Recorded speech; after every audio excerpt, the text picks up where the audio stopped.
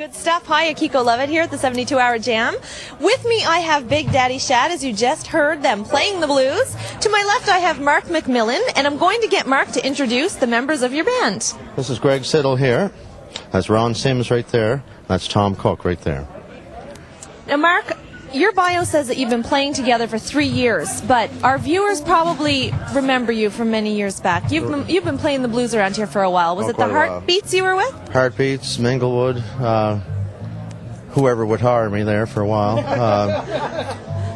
Anybody, sure, yeah. I've been playing blues around here for a long time. So in your opinion, how are blues different today than they were years ago? How are they? Or are you still playing the classics?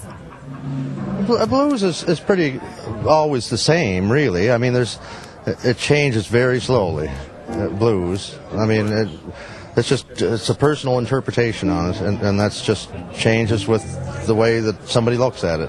So it's not a time thing. It doesn't evolve that much. Well, speaking of personal interpretations, where do your guys' inspirations come from for your songs?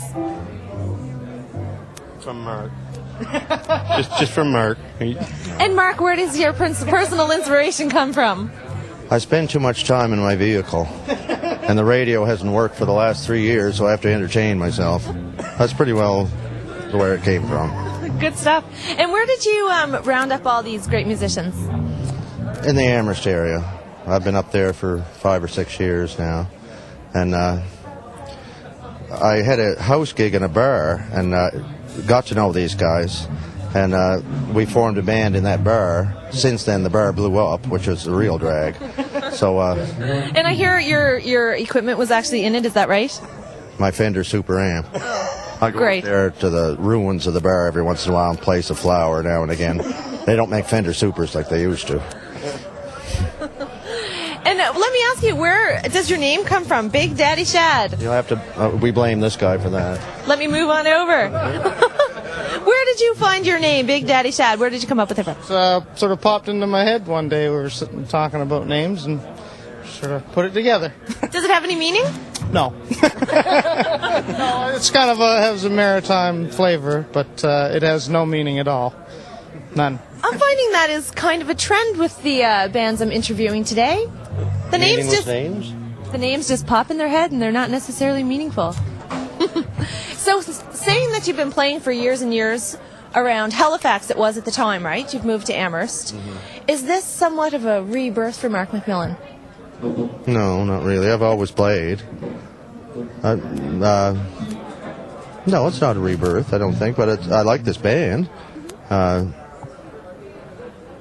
So it's just finally your band, because you said you'd play with whoever would hire you, so now it's your band. Now you're doing the hiring.